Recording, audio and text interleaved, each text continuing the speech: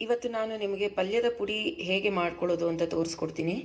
So ಮೊದಲಿಗೆ ಕಡಲೆಬೇಳೆ 1 ಕಪ್ಪು, ಅದೇ ಕಪ್ಪು ಮೆಷರ್ಮೆಂಟಲ್ಲಿ ಅರ್ಧ ಉದ್ದಿನಬೇಳೆ, ಅರ್ಧ ಧನಿಯಾ, ಒಂದು ಹೋಳು ಕೊಬ್ಬರಿ, ಒಣ ಕೊಬ್ಬರಿ.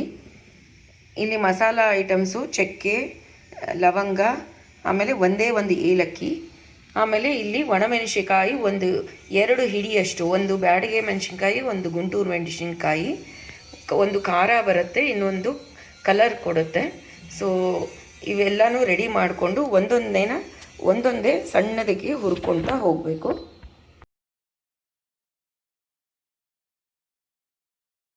ಇಲ್ಲಿ ಈಗ ನಾನು ಕಡಲೆಬೇಳೆನ ಸಣ್ಣ ಉರಿನಲ್ಲಿ ಹುರಿದಿದ್ದೀನಿ. ಸಣ್ಣ ಉರಿಲಿ ಕೆಂಪಿಗೆ ಹುರ್ಕೊಂಡು, ಇಲ್ಲಿ ನೆಕ್ಸ್ಟು ಉದ್ದಿನಬೇಳೆ ತೊಗೊಂಡಿದ್ದೀನಿ, ಇದನ್ನು ಸಣ್ಣ ಉರಿಲಿ ಈಗ ಹುರ್ಕೊಳ್ಳೋಣ. ಈಗ ನೋಡಿ ಉದ್ದಿನಬೇಳೆನ ಕೆಂಪಿಗೆ ಹುರ್ಕೊಂಡಿದ್ದೀವಿ. ನೆಕ್ಸ್ಟು ಧನಿಯಾ ತೊಗೊಳ್ಳೋಣ. ಇಲ್ಲಿ ಧನಿಯಾ ಜೊತೆಗೆ ನಾನು ಎಲ್ಲ ಮಸಾಲ ಐಟಮ್ಸ್ಗಳು ಹಾಕ್ಕೊತಾ ಇದ್ದೀನಿ. ಇದನ್ನು ಮಿಕ್ಸ್ ಮಾಡೋಣ. ಸೊ ಇದೆಲ್ಲ ಈಗ ನೋಡಿ ಧನಿಯಾನ ಕೆಂಪಗೆ ಹುರ್ಕೊಂಡಿದ್ದೀನಿ. ಧನಿಯಾ ಜೊತೆಗೆ ಚಕ್ಕೆ, 1 ಏಲಕ್ಕಿ, 3-4 ಲವಂಗ ಎಲ್ಲನೂ ಸೇರಿ ಕೆಂಪಗೆ ಹುರ್ಕೊಂಡಿದ್ದೀನಿ. ಈಗ ಬಾಣಲಿಗೆ ಒಂದು ಅರ್ಧ ಸ್ಪೂನಷ್ಟು ಎಣ್ಣೆ ಹಾಕ್ಕೊಳ್ಳೋಣ. ನಾವು ಈಗ ಒಣಮೆಣಸಿನ್ಕಾಯಿನ ಹುರ್ಕೋಬೇಕು.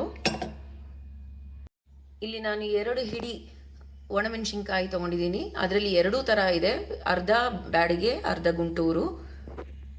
ಈಗ ಇದನ್ನು ಕೆಂಪಗೆ ಹುರ್ಕೊಳ್ಳೋಣ. ಈಗ ನೋಡಿ ಒಂದು 2-3 ನಿಮಿಷ ನಾನು ಒಣಮೆಣಸಿನ್ಕಾಯಿನ ಚೆನ್ನಾಗಿ ಹುರ್ಕೊಂಡಿದ್ದೀನಿ. ಈಗ ಕೊನೆಯದಾಗಿ ಒಣ ಕೊಬ್ಬರಿನ ನಾನು ತೋರಿಸಿದ್ದೀನಲ್ಲ, ಅರ್ಧ ಹೋಳು ಒಣ ಕೊಬ್ಬರಿನ ಇವಾಗ ನಾನು ತುರ್ಕೊಂಡಿದ್ದೀನಿ. ಒಂದು ಸ್ವಲ್ಪ ಅದನ್ನು ಬಿಸಿ ಮಾಡೋಣ. ನೋಡಿ ಫ್ರೆಂಡ್ಸ್, ಎಲ್ಲ ಪದಾರ್ಥಗಳನ್ನು ನಾನು ಹುರಿದಿಟ್ಕೊಂಡಿದ್ದೀನಿ. ಸೊ ಈಗ ಇದೆಲ್ಲ ಪದಾರ್ಥಗಳನ್ನು ನಾವು ಸ್ವಲ್ಪ ತಣ್ಣಗಾಗಕ್ಕೆ ಬಿಟ್ಟು ಮಿಕ್ಸಿ ಮಾಡ್ಕೊಳ್ಳೋಣ. ನೋಡಿ ಫ್ರೆಂಡ್ಸ್, ಈಗ ಇದನ್ನು ಪುಡಿ ಮಾಡ್ಕೊಳ್ತಾ ಇದ್ದೀನಿ. ಈಗ ನೋಡಿ ಫ್ರೆಂಡ್ಸ್, ಪಲ್ಯದ ಪುಡಿ ರೆಡಿ ಆಗಿದೆ.